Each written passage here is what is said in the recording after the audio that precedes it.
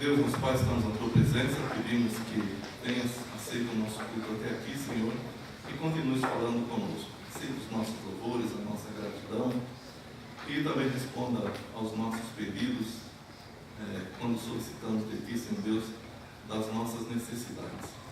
Abençoa o Teu povo aqui presente, nos fale pela Tua palavra, transforme-nos para a Tua glória, Senhor. Perdoa os nossos pecados, pois em nome de Jesus procuramos agradecidos. Amém.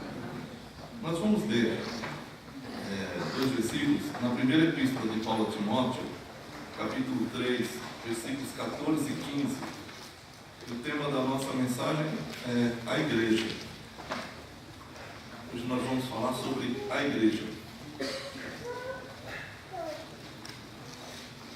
1 Timóteo, capítulo 3, versículos 14 e 15.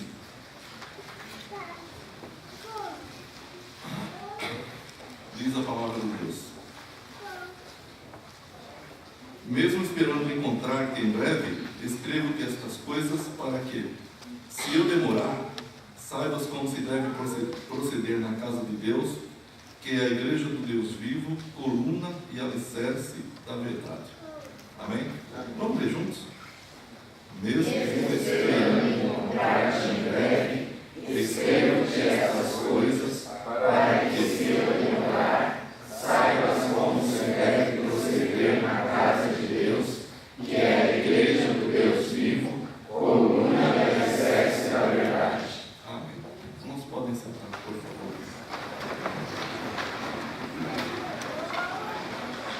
O tema da nossa mensagem é a igreja.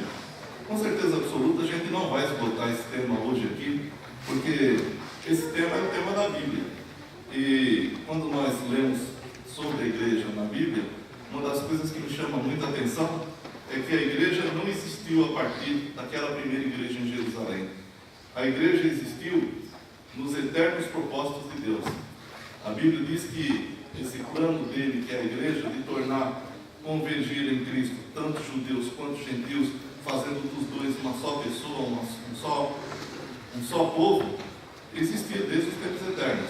E Deus realizou quando em Jerusalém, aqueles discípulos do Senhor, 120 pessoas, mais ou menos o número que a gente tem aqui hoje, se reuniram pelo mandado de Jesus Cristo, estavam ali orando, quando o Espírito Santo veio sobre todos, e aconteceu o Pentecostes, e a partir dali, a igreja do Senhor se formou e se expandiu por toda a terra, chegou até nós aqui em Valparaíso, pelo ministério e pelo trabalho de homens chamados por Deus para pregar o Evangelho para nós. Então, o nosso tema hoje, com certeza nós não vamos esgotá-lo, mas vamos falar alguma coisa a respeito da igreja. Quando Paulo escreveu essa carta a Timóteo, ele tinha sido libertado da sua primeira prisão em Roma. Paulo ficou preso 2 vezes em Roma. Quando, no final da terceira viagem missionária, ele chegou em Jerusalém e ele estava falando ao povo, houve um tumulto muito grande, porque os judeus acharam que ele tinha introduzido pessoas gentias no templo e queriam matá-lo, apedrejá-lo. Quando os romanos chegaram, a guarda romana chegou e o protegeu. E o levou então para Fortaleza Antônia.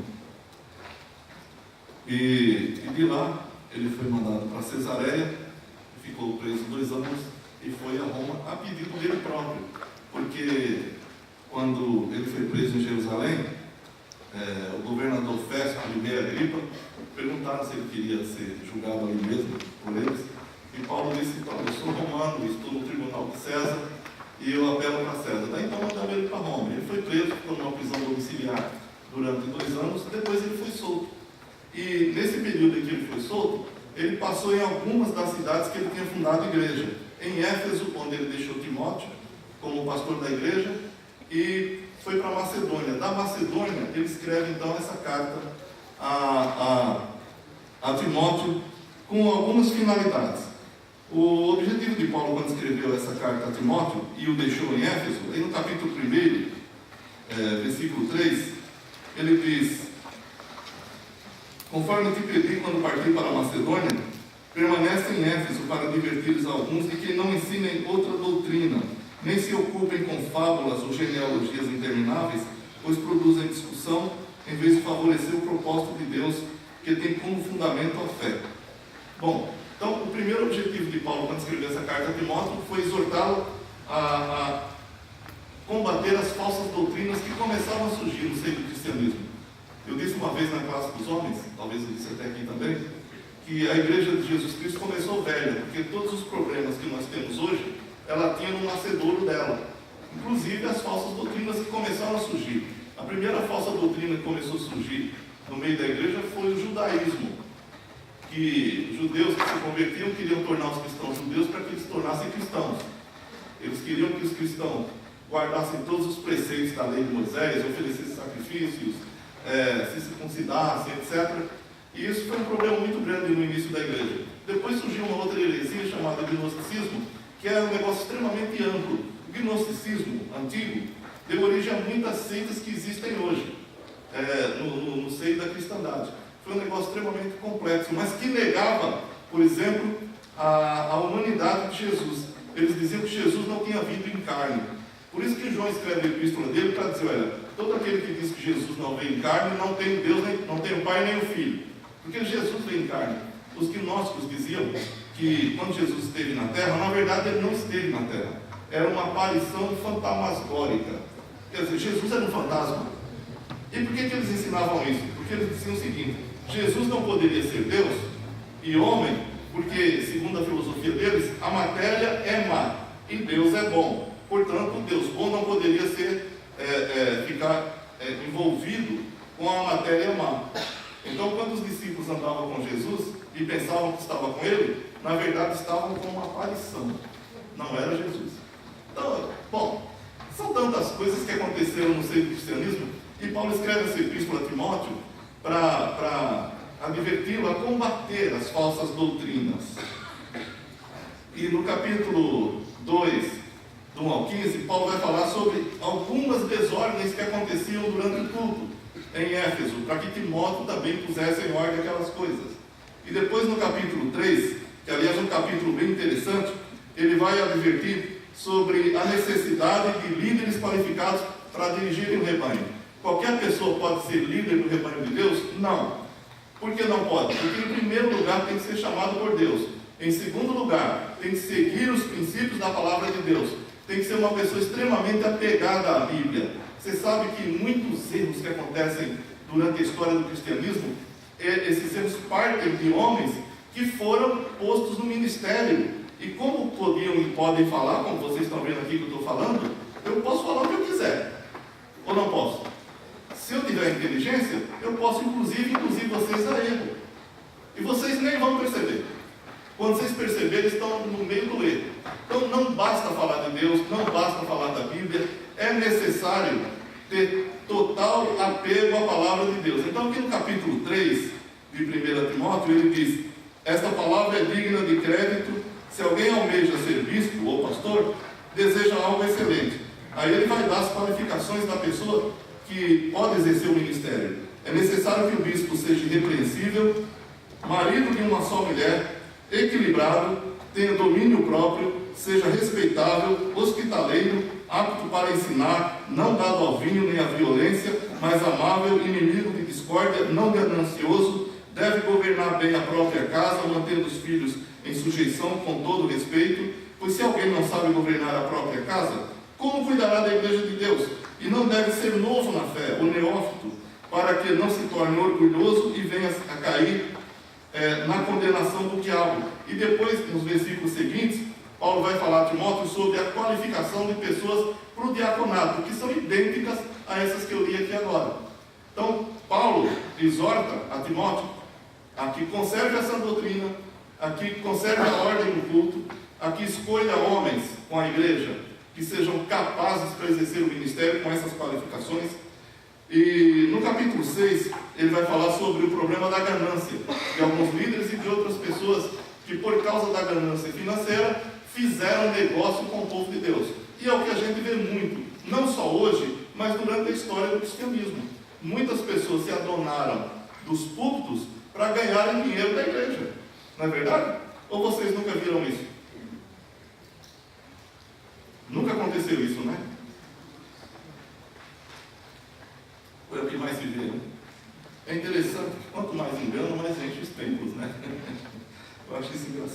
Então Paulo escreve essa epístola a Timóteo, e ele tem todo o empenho para que a igreja, como ele diz aqui, que é coluna e firmeza da verdade, mantenha-se incólume diante de doutrinas que seriam mortais para o cristianismo. Quando você estuda a história da igreja, tem um homem que eu admiro demais na história da igreja, tem vários, né? Mas tem um que viveu num momento crucial da história da igreja. Ele se chamava Atanásio. Ele era negro da África e baixinho. Esse homem sozinho, Atanásio, enfrentou Constantino e o Império Romano, e o cristianismo manteve suas doutrinas. Eu tenho muita admiração por ele. Esse foi um dos gigantes da fé, apesar do tamanho. Era meio que anão, baixinho mesmo, né? Atanásio, o diácono da igreja de Alexandria. Esse homem foi um grande homem de Deus, usado por Deus, e ele tinha como objetivo de vida simplesmente fazer com que as doutrinas da fé cristã, que os apóstolos e Jesus Cristo e a Bíblia nos leva a isso, e nunca se desviar da sã doutrina. Sabe, irmãos, nós somos um povo que preserva a doutrina verdadeira do Evangelho de Jesus Cristo. Amém, não? Amém. Eu dou graças a Deus pela vida dessa igreja, porque eu estou aqui há mais de 20 anos. Essa igreja tem 55 anos de organização. Essa igreja nunca descambou, nunca se desviou para lado nenhum errado.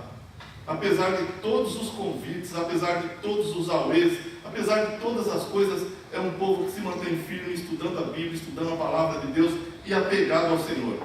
Eu tenho muito orgulho de vocês. Eu tenho mesmo. Quando eu penso numa igreja que cumpre os princípios da palavra de Deus, que estuda a Bíblia, que gosta da Bíblia, eu penso em vocês. E eu conheço muitas igrejas. Não estou dizendo que as outras também não gostam. Mas toda vez que eu penso em vocês. E louvo a Deus pela vida de vocês. Louvo a Deus por vocês me suportarem aqui ensinando a Bíblia também. Porque a Bíblia também diz que nos últimos tempos as pessoas não suportarão essa doutrina, mas adquirirão para si líderes conforme as suas próprias concupiscências, desviando-se da verdade, voltando às fábulas. Mas essa igreja permanece firme. Isso é uma bênção de Deus. Isso é um grande achado. Não há quem vos demova da fé cristã que vocês aprenderam. Amém? Paulo, ele tem muita preocupação com a doutrina. E por que a preocupação dele com a sã doutrina? Você sabe que na Terra existem 3 grandes instituições: a família,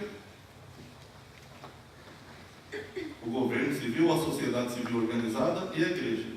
Essas são as 3 grandes instituições da Terra.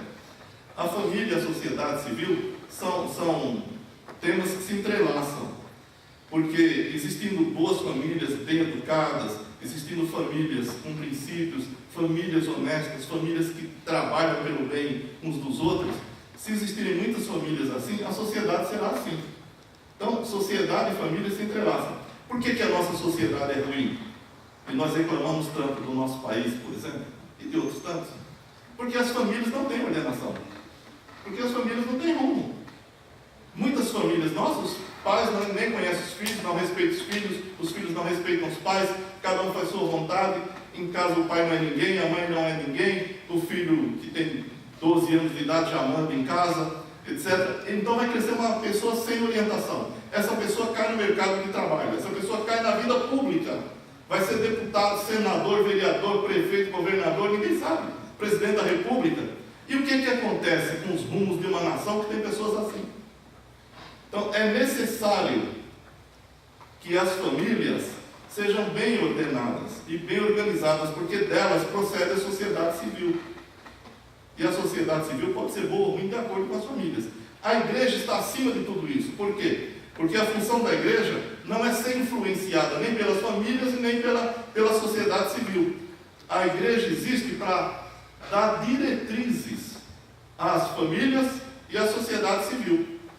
Então Paulo tem muita preocupação, e a Bíblia prima muito por isso, porque se nós não tivermos um corpo doutrinário adequado, as famílias, as pessoas e a sociedade será cada vez pior.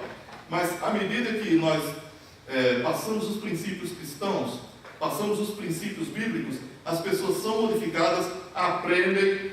Você sabe uma coisa que eu admiro muito nos crentes? O crente não precisa ter uma cultura formal para ser uma pessoa boa, para ser uma pessoa de sabedoria. E o mundo precisa de pessoas de sabedoria. Hoje nós temos muita informação sem sabedoria. As pessoas sabem tudo o que acontece no mundo, pela internet, pela TV, pelo rádio, pelo jornal. Tem 1000 fontes de comunicações. 1000 fontes de comunicações. As pessoas têm muita informação e quase nenhuma sabedoria.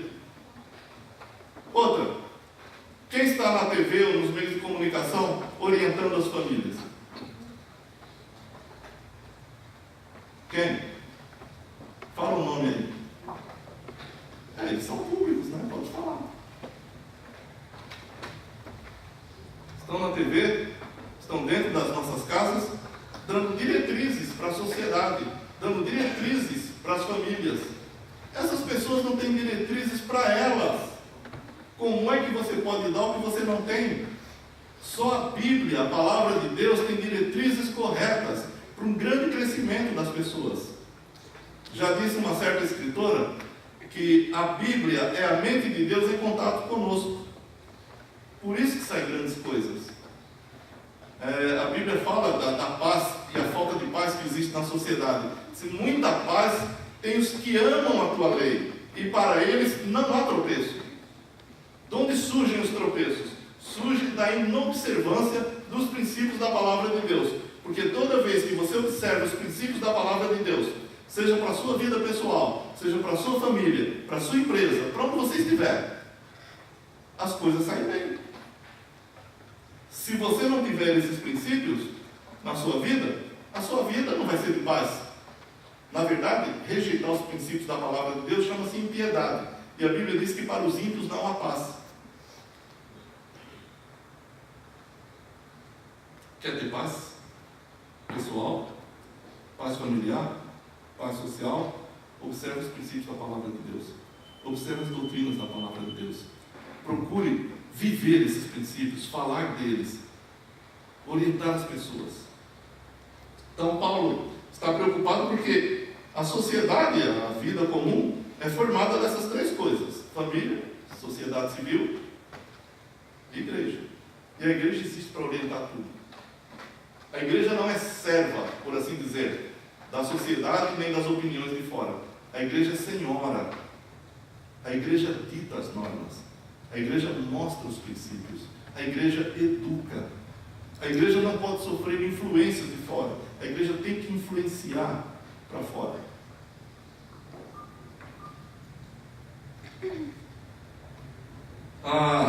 Existem duas formas principais, ou duas funções principais da igreja, para que ela alcance e modifique toda a sociedade. Primeiro, pela divulgação do Evangelho de Jesus Cristo, né? As pregações onde as pessoas ouvem a palavra de Deus e são salvas. Quando nós pregamos o Evangelho, hoje nós vemos na divisa da escola dominical, né? Vamos recitar a divisa da escola? Por quê?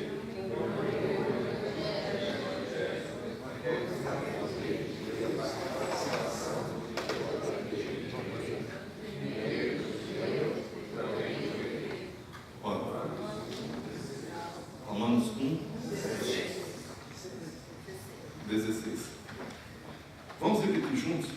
Pregar o Evangelho. Paulo dizia: eu não me envergonho do Evangelho de Cristo, porque poder de Deus para a salvação de todo aquele que crê.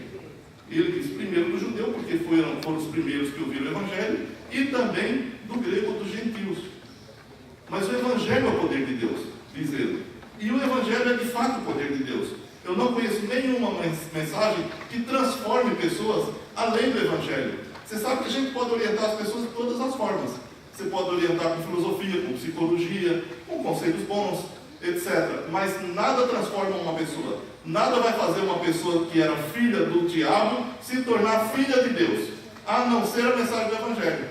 Só o Evangelho transforma alguém que não era filho de Deus em filho de Deus.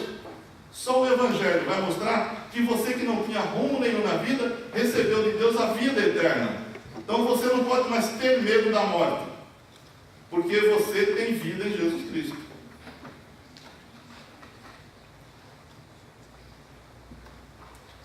Então, a igreja divulga suas doutrinas em primeiro lugar, pregando o evangelho para a salvação, e em segundo lugar, aperfeiçoando os crentes para a obra do ministério. Depois eu vou falar um pouco mais pausadamente sobre isso.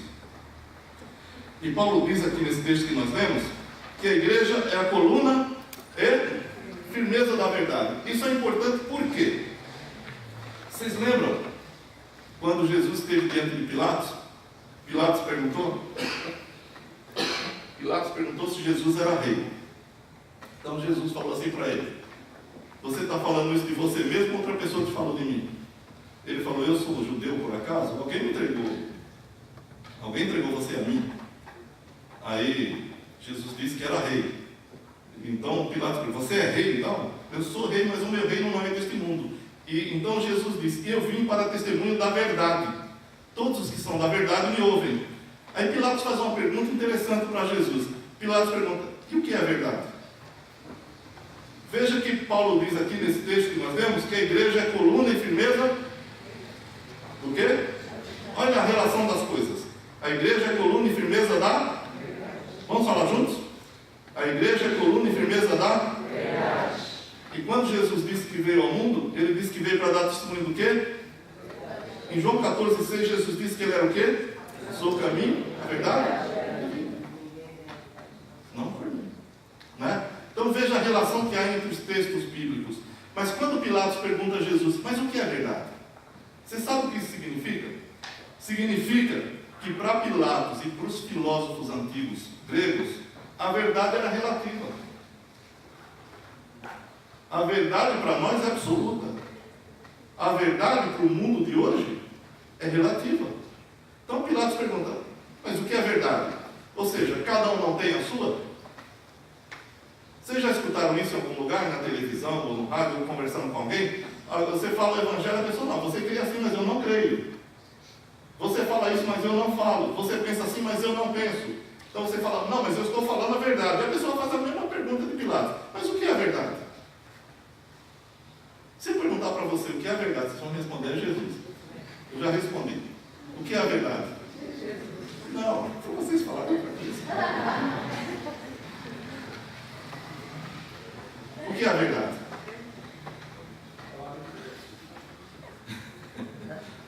Tá certo,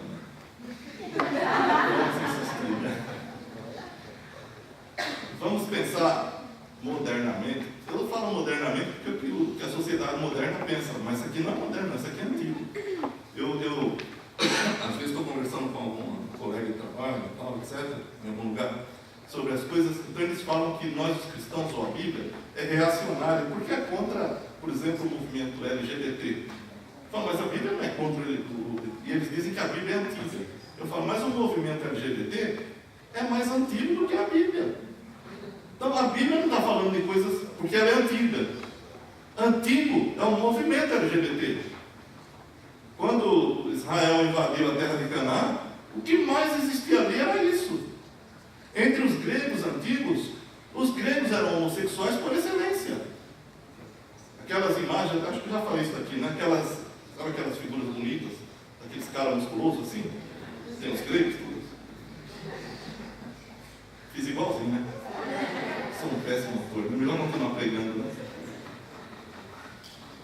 Aquelas imagens dos gregos não era para agradar mulheres. Porque mulher hoje que frequenta a academia até pode gostar disso, mas esse perfil do homem musculoso, todo cheio e tal, não é para a mulher, não, é para agradar o homem. Os homens que se impressionam com a musculatura do outro.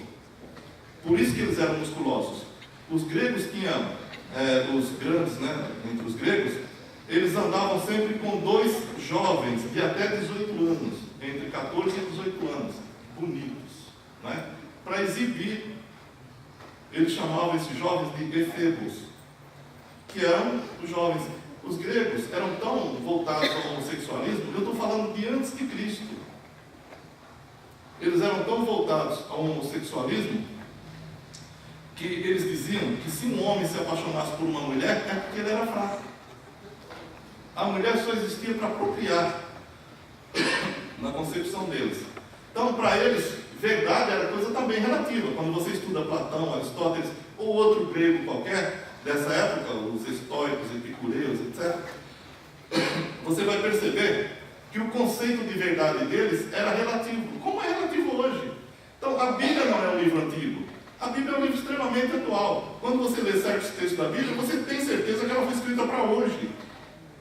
Falar, a Bíblia é um livro antigo, retrógrado. Não é. Eu estou dizendo isso porque eu já li a Bíblia mais de 20 vezes. Eu não digo isso porque sou carola, eu digo isso porque eu pesquisei.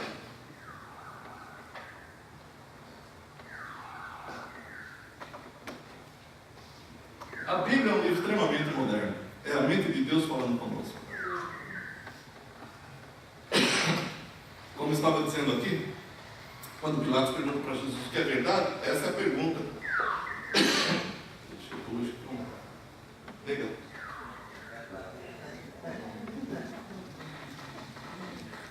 Minha filha trouxe. Obrigado. A sociedade humana, não vou falar moderna, porque serve os nossos dias, ela é baseada em duas coisas: no individualismo e no consequente relativismo. Se a verdade é a minha verdade, tudo isso é relativo, certo? Se eu tenho a minha verdade e você tem a sua, então a verdade não pode ser absoluta, ela é relativa. E qual o grande problema da Bíblia com esse tipo de pensamento? Porque a Bíblia fala de verdades absolutas. O cristianismo não fala de nada relativo. O cristianismo tem absolutos. E quando você confronta o cristianismo com a sociedade moderna, você está confrontando o absoluto do cristianismo com o relativismo da sociedade moderna. Então nós temos as duas opções. Ou você é um crente baseado nos ensinos bíblicos, ou você não é crente e pensa que é, mas é relativista e individualista. O problema é que a Bíblia também não deixa opção. Ou você é uma coisa ou é outra. Esse conceito, os conceitos de moral, de ética da Bíblia, eles não são criados por nós, pelos homens. Eles são postos na Bíblia.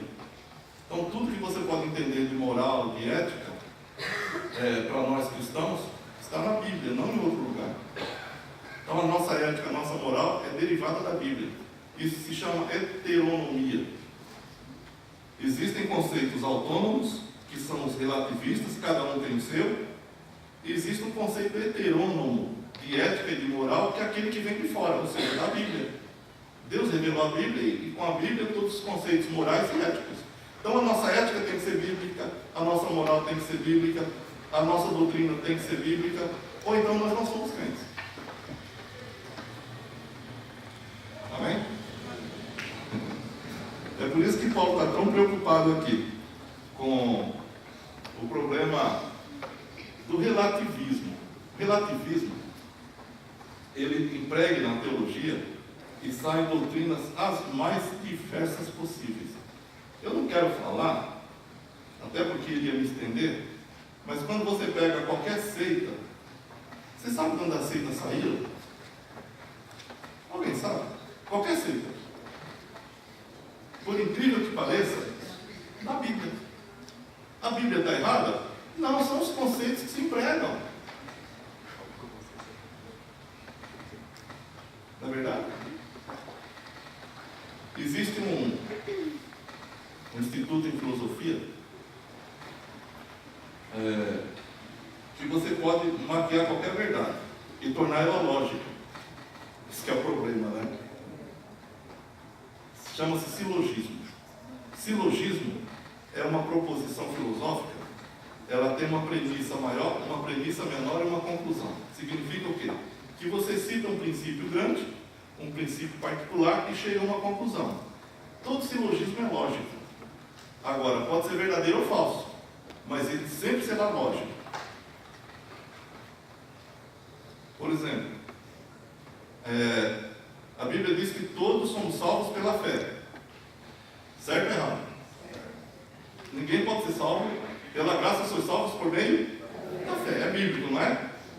Lá em Tiago não diz que o diabo crê? Olha a conclusão que os satanistas chegaram. Você só pode ser salvo pela fé. A Bíblia diz que o diabo crê. Portanto, o diabo está salvo. Isso é lógico? Sim, filosoficamente é lógico. Porque você tem duas premissas e uma conclusão.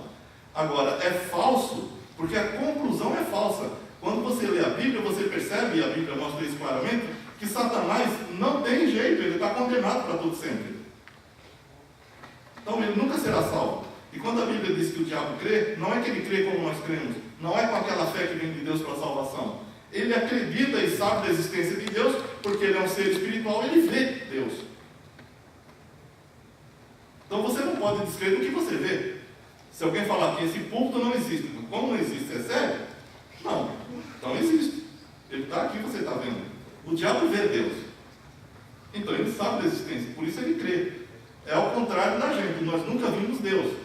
No entanto, quando nós ouvimos a mensagem do Evangelho, o Espírito Santo falou aos nossos corações, nos convenceu do nosso pecado, e nós fomos levados a Jesus Cristo, nos tornando salvos.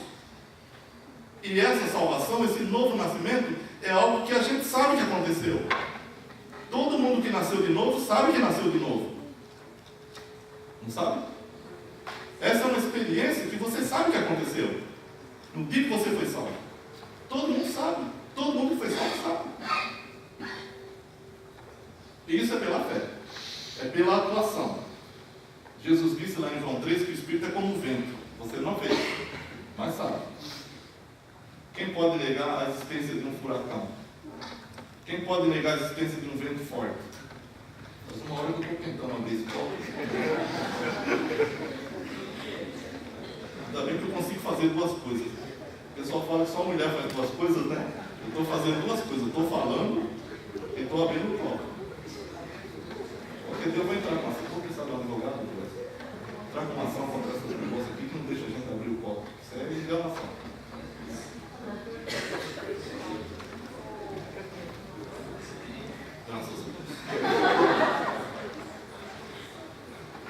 Os nossos conceitos, todos, vêm da Bíblia. A nossa doutrina vem da Bíblia.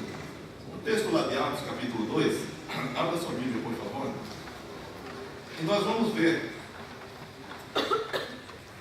uma das funções básicas da igreja. A igreja tem duas funções básicas. A primeira que nós vamos ver é essa aqui, Atos capítulo 2, versículos do 41 ao 47, um texto que todos nós conhecemos.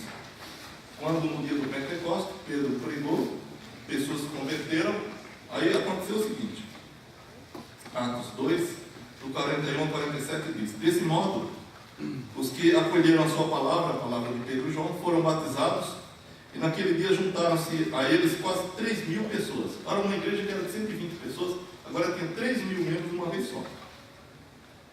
E o que aconteceu com essa gente que se converteu? Eles perseveravam no ensino dos apóstolos e na comunhão, e no partir do pão e nas orações.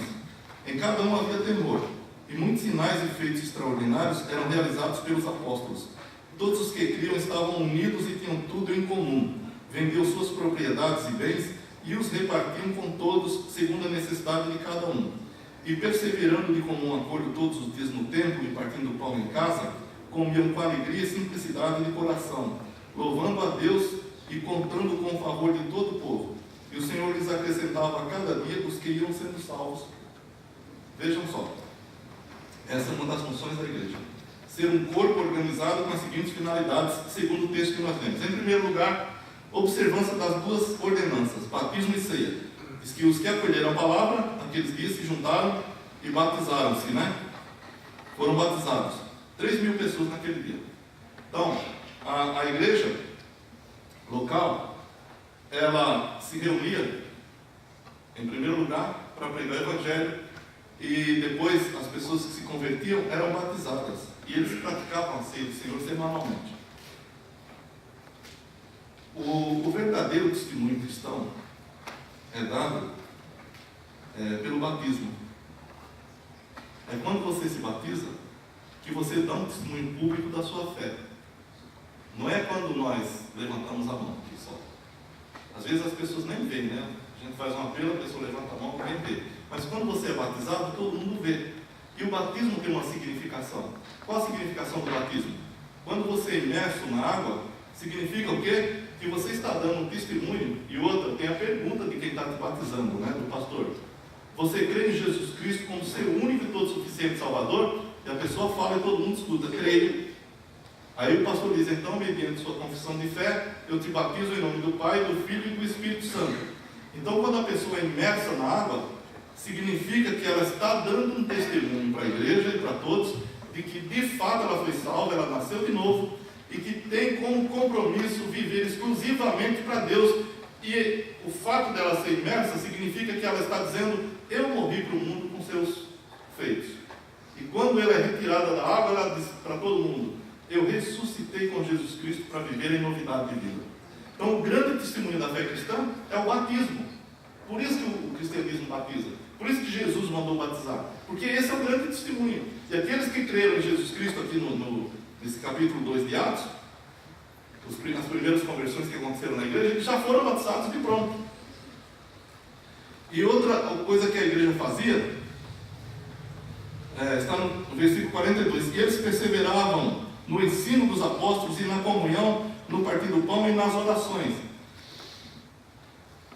Eu disse que Paulo escreveu essa carta a Timóteo para que Timóteo preservasse a verdade doutrinária.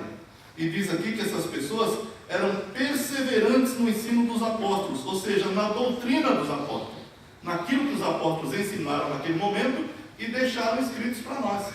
Então, você é batizado, você crê em Jesus Cristo, é batizado, mas você tem um compromisso com Deus de preservar a doutrina. Ser crente não é ser qualquer coisa. Ser crente não é crer em qualquer coisa. É crer no ensino bíblico. É crer em Jesus Cristo. E preservar e perseverar no ensino bíblico, na doutrina cristã. Se eu perguntar aqui para vocês quais são as doutrinas fundamentais da fé cristã, o que vocês me diriam? Viu? Vamos enumerar algumas doutrinas do cristianismo? Número 1. Salvação. 2.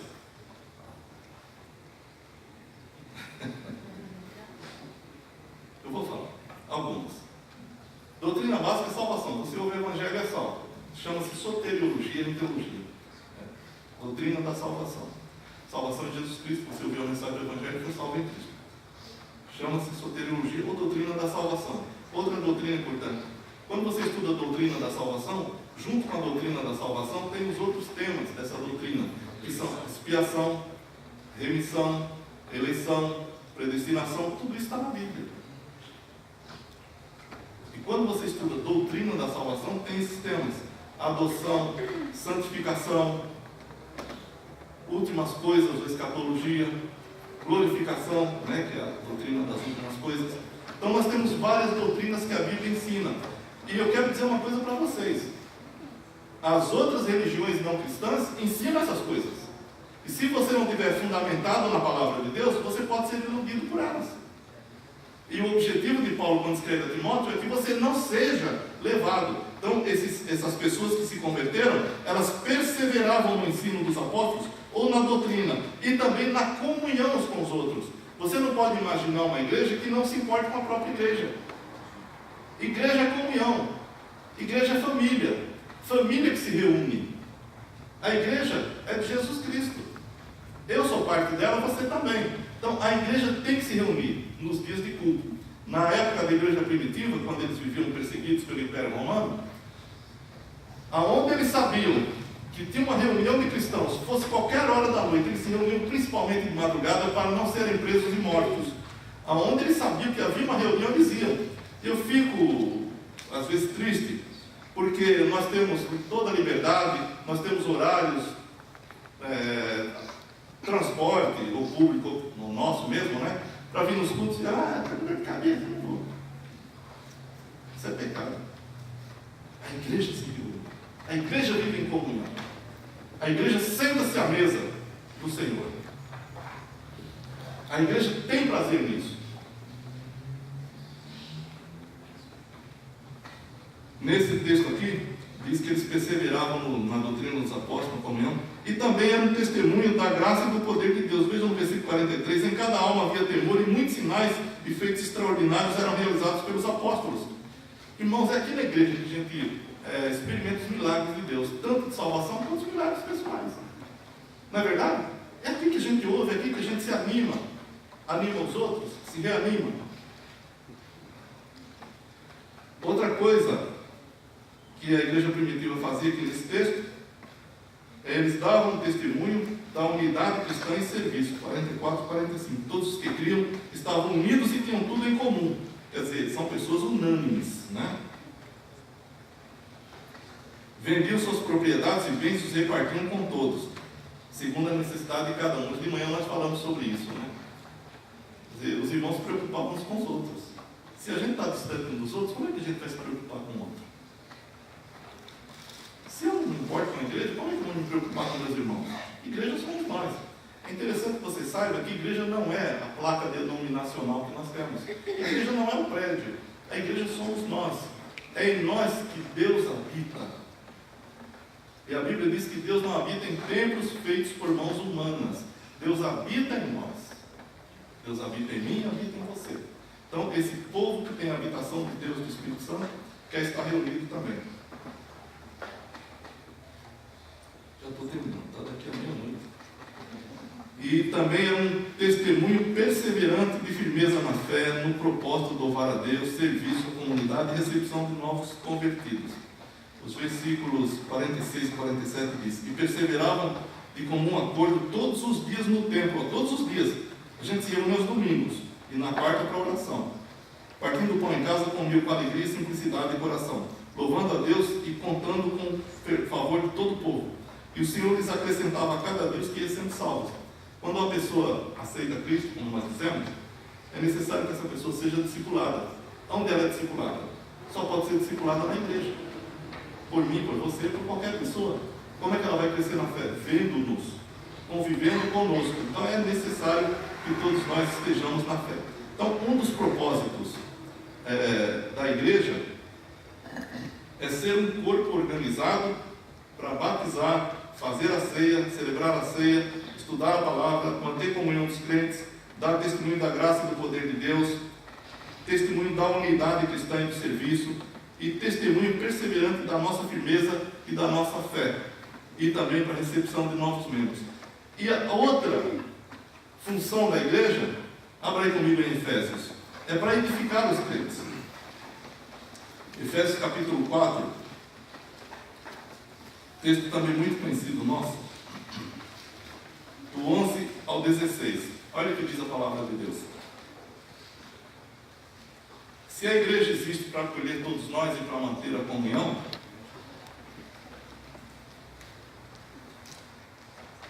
ela também existe para educar os crentes na fé cristã. Por isso, é importante que nós tenhamos muita atenção com os líderes que nós elegemos. Vejam só o que diz aqui, 4, do 11 ao 16 diz: e Deus, Deus designou uns como apóstolos.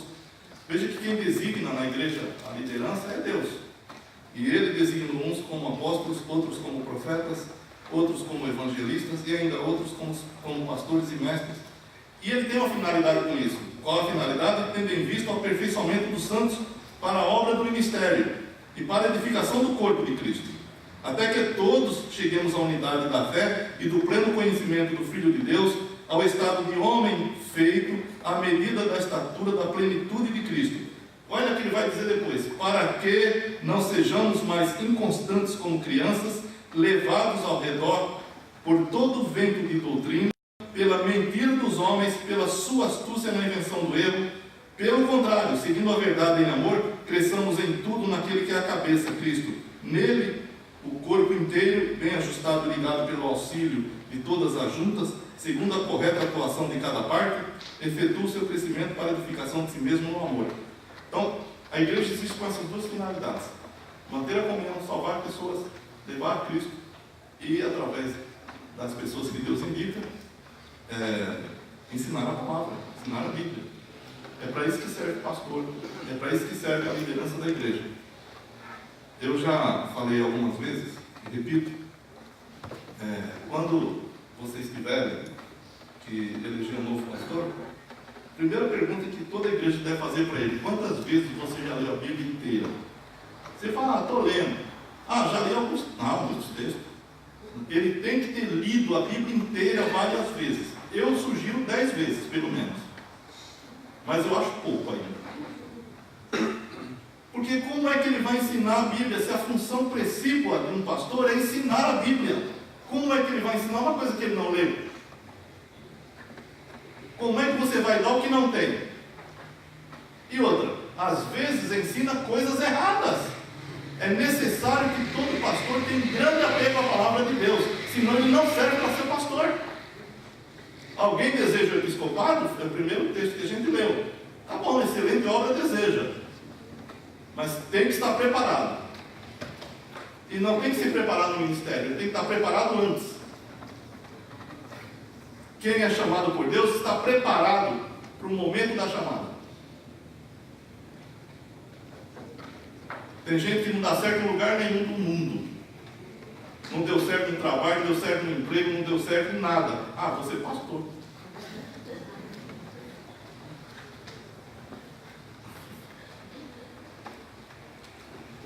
Aí você tem as espécies que tem.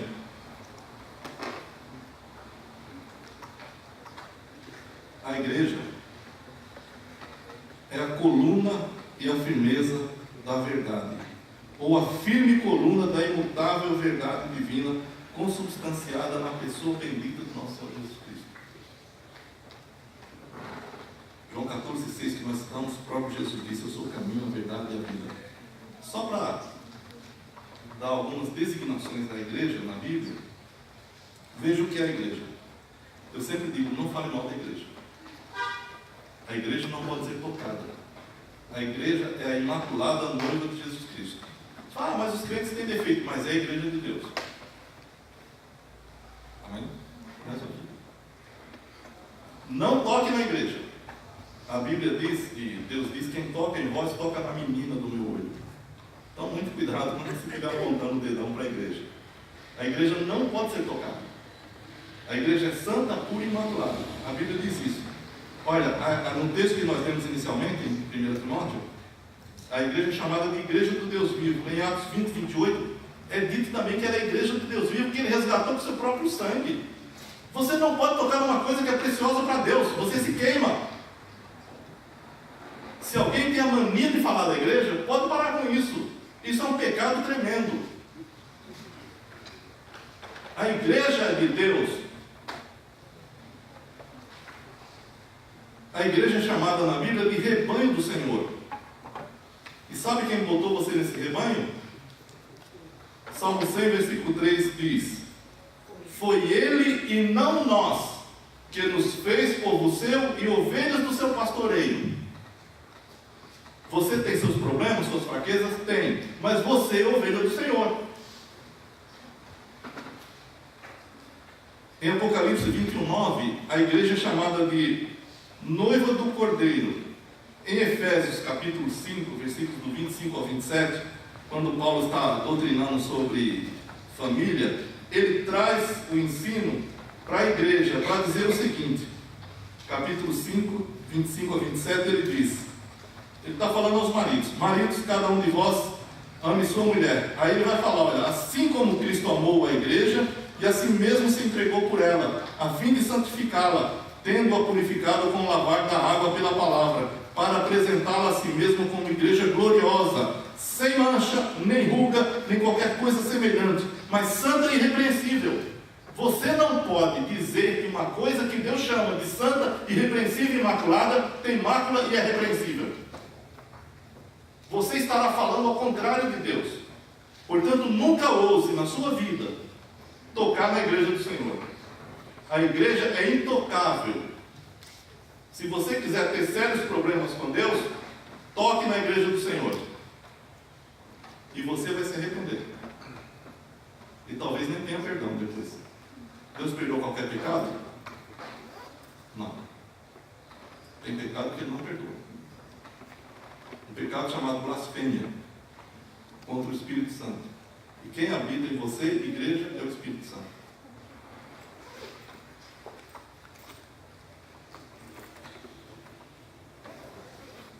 Igreja é coluna e firmeza da verdade. A igreja é a verdade dos séculos.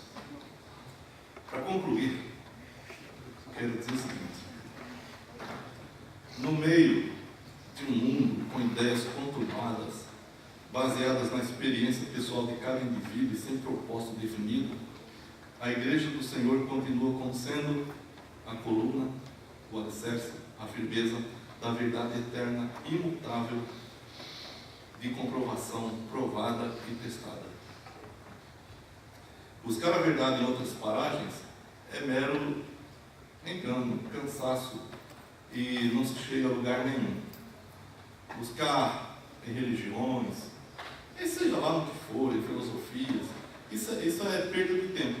Eu tenho um grande problema com perda de tempo.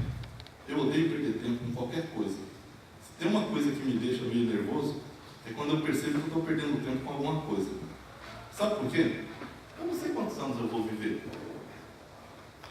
Quantos anos você vai viver? E se Deus te chamar hoje? Então, para que perder tempo? Nós que somos seres humanos finitos, nós não podemos perder tempo. Então, procurar paz, procurar alegria, procurar coisas em outro lugar que não seja em Deus, em Jesus Cristo, na sua igreja, é perda de tempo. Aí daqui a um dia você morre e não encontrou nada, nem foi encontrado por ninguém. O descanso espiritual é dado pelo Senhor, pelo conhecimento de Deus que Jesus trouxe e aplica às nossas vidas.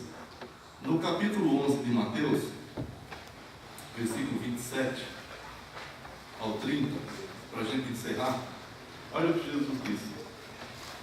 Mateus capítulo 11, do 27 ao 30, Jesus diz assim, olha: todas as coisas me foram entregues por meu Pai, e ninguém conhece o Filho, senão o Pai, e ninguém conhece o Pai, senão o Filho, e aquele a quem o Filho quiser revelar. Quer dizer, buscar fora de Jesus, você não vai encontrar Deus, porque Jesus Cristo é a revelação de Deus para nós. E ele continua dizendo: vinde a mim, todos os que estáis cansados e sobrecarregados, e eu vos aliviarei. Quer dizer, não vá para outro lugar, não procure outras paragens, procure Jesus Cristo. E Jesus Cristo é mostrado na igreja. Como disse Tertuliano no ano 200 da fé cristã, ele diz que ninguém pode ter Deus como pai se não tiver a igreja como mãe. E ele estava certo dizendo isso. É impossível você ser de Deus sem ser da igreja. Jesus disse: vinde a mim todos os que estáis cansados e sobrecarregados, a vocês a quem eu posso revelar quem é o Pai. E diz: tomai sobre vós o meu jugo e aprendei de mim, que sou manso e humilde de coração, e achareis descanso para a vossa alma, porque o meu jugo é suave e o meu fardo é leve. Ele leva sobre si todos os nossos pecados, todo o nosso fardo, toda a nossa angústia, todo o nosso desencontro, toda a nossa perdição. Ele leva sobre si e nos revela Deus, Deus gracioso, que nos concede, pela sua misericórdia, a salvação no seu Filho. O nosso descanso está em Deus. Esse descanso que Deus oferece é dado através da pregação que a igreja faz. Por isso que Paulo disse que a igreja é a coluna e firmeza da verdade. E só através da pregação, da mensagem dos crentes, é que alguém pode chegar a Jesus Cristo. Não tem outro caminho. É só pela exposição da palavra de Deus, feita pelos crentes em Jesus Cristo. Amém? Que Deus nos abençoe. Que Deus esclareça o coração de cada um de nós. Que Deus faça com que a sua luz resplandeça em nós o conhecimento do nosso Senhor Jesus Cristo. E se você ainda não tem Jesus como Senhor e Salvador da sua vida, se Ele está chamando você, ouça a voz dele. E se Ele estiver chamando, você ouve. E se você ouviu a voz dele e quer entregar a sua vida a Jesus Cristo nesse momento, levante sua mão, que eu quero orar por você. Há alguém que deseja entregar a sua vida a Jesus Cristo nesse lugar? Quero orar por você. Eu nunca insisti para dar dinheiro para ninguém. Eu não insisto com essas coisas que é obra exclusiva de Deus. Se Deus tocou no seu coração, você será salvo. Se não, espero que Ele te dê outra oportunidade. Baixe sua cabeça. Baixe sua cabeça e diga para Deus: Senhor, eu tenho procurado em muitos lugares, em muitas coisas, o meu descanso, mas hoje eu ouvi que que só em Ti eu tenho descanso, paz e salvação. Por isso eu Te louvo em nome de Jesus e peço que me salves por Tua graça e misericórdia. Oro em nome de Jesus. Amém.